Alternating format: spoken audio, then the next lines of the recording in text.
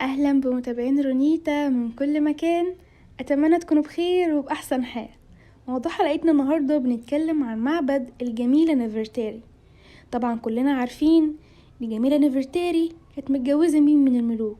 طبعا هيكون الملك رمسيس الثاني. الملك رمسيس الثاني اللي من كتر حبه فيها بنى ليها معبد مخصوص علشانها، ولما كان بيحب يتغزل فيها كان بيقول لها انت الشمس بتطلع علشانك. بس طبعا الكلام ده بالهيروغليفي، احنا اللي ترجمنا الكلام ده. المهم المعبد بتاع الجميلة نفرتاري ليه اسم تاني، اسمه معبد ابو سمبل الصغير. ده سميناه بمعبد ابو سمبل الصغير علشان نميزه عن معبد ابو سمبل الكبير اللي برضو بيرجع للملك رمسيس الثاني. المهم المعبد بتاع نفرتاري اللي هو المعبد ابو سمبل الصغير موجود الى الشمال من معبد ابو سمبل الكبير بحوالي كام متر بقى، بحوالي 120 متر كده. والمعبد ده منحوت بشكل كامل في الصخر، يعني معبد كده مبني في الجبل، وسط الجبل حرفيا. ورغم انه اصغر حجم من المعبد الكبير الا انه لا يقل فخامة وتأثير عن المعبد الكبير. شمال المعبد ده لقينا نقش بيقول لنا ايه يا ترى النقش ده بقى؟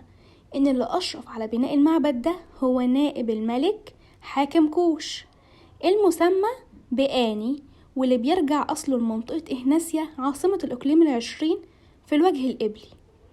المهم المعبد ده من أبرز المعابد اللي بناها المصريين القدماء، اللي تم بناؤه خلال عهد الملك رمسيس الثاني.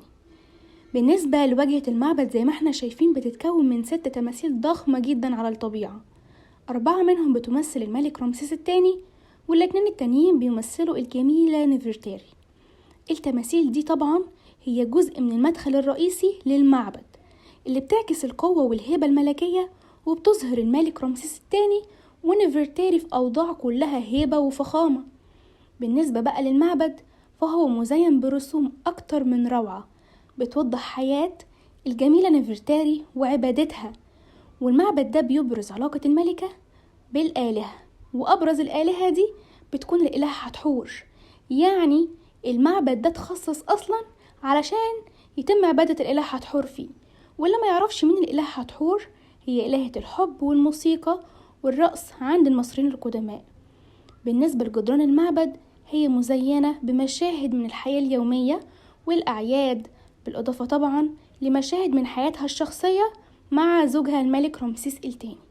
بس كده، لو عجبك الفيديو ما تنساش اللايك، وانتظروني الفيديو الجاي إن شاء الله مع رونيتا بموضوع جديد. سلام.